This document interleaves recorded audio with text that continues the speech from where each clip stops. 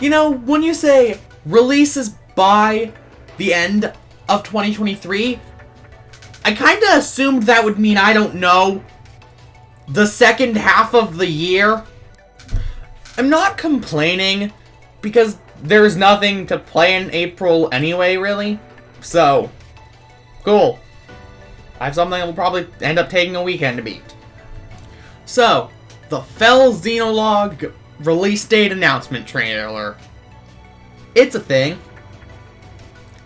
I still genuinely cannot believe we finally have dragon units back. For clarification, ignoring spin-offs, which at that, the only spin-off they've properly appeared in as dragons, I'm fairly certain is literally heroes. So, only looking at mainline releases, the last time you have been able to use a dragon unit was Fire Emblem Fates, which isn't that long ago, especially if you consider it's only been 3 mainline titles. But Fire Emblem Fates released 7 years ago. But aside from that, let's actually talk about the content the trailer revealed. It kind of bothers me they're just using the bracelets as the MacGuffin. One, did we really need another MacGuffin that's just a set of characters from prior games?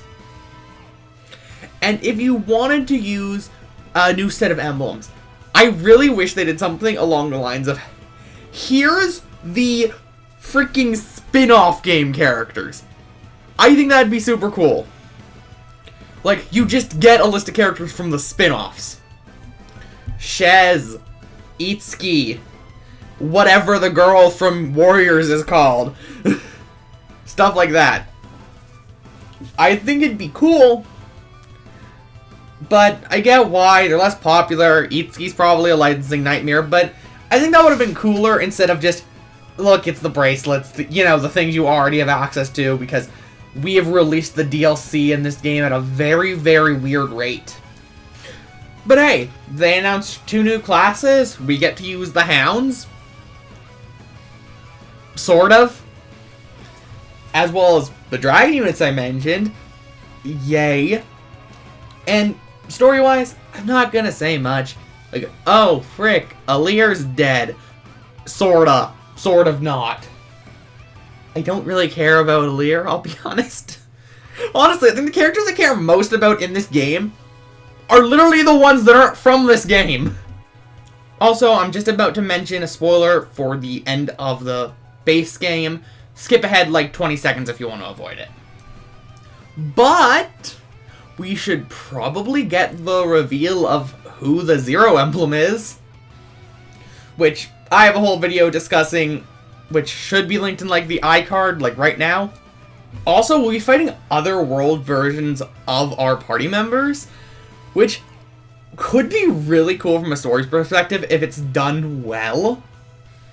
Because imagine if you genuinely don't know which is which, and they're written where like there are subtle differences where you can pick out, okay, this is this character, this is this character, but like they look identical and they very much sound and speak very similarly, with just a few slight differences in how they speak or things they reference. Like, that could be really cool, where it's like, are you my ally or not? Sadly, it looks very much like the Lords have drastic shifts. But if you want to do some, I think you could, and you could do it pretty coolly. Like, also, it'd be cool if we got to fight an otherworld version of Alir that never got taken in by Lumera. That'd be cool. As in, like, the current Alir who has the allies and all of the emblems that Alir nowadays has. We won't, because the otherworld Alir is blatantly dead. Hey, before we continue, please consider liking and subscribing since it helps the channel a ton. But now on to the bit of the video, which is why I'm making this video. Was this like a decent way into production when the game released? Because it's been less than 3 months. Like, This is really quick! Especially if you consider the fact that, again, it has been less than 3 months. They said it'd release by the end of the year, which I'm not saying, oh, it's releasing early. That's not a bad thing. If it's finished and ready to go and you don't have anything else the team wants to add, go ahead. Another example of a DLC that's set to have released by the end of the year on Nintendo Switch is the final chapter of Xenoblade 3.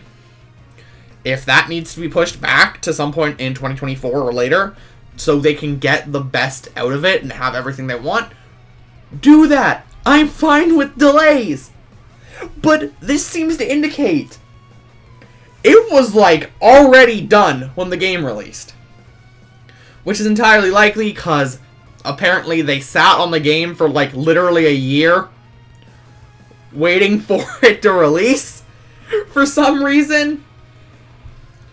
Which is definitely why the release schedule for this DLC has been so over the place.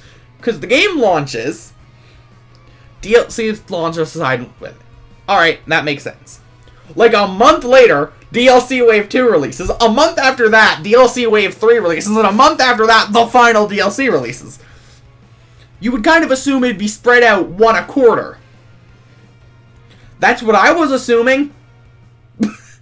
It's not even freaking April, and we basically already have the final wave. I don't know. It's weird, but I'm also not complaining because it's something to play, and it was likely already finished because they did sit on the game for over a year. And right as I thought I'd be able to take a break from talking about Fire Emblem, looks like I'll have to do it again quite soon. Either way, what's your thoughts on the upcoming Fell Xenolouge? Are you excited? Do you think there will be any more mysteries that will be uncovered or new ones to be added? And if you want to hear me discuss about what I think the final emblem is, you can click on the end screen right now. I'll see you guys in the next one.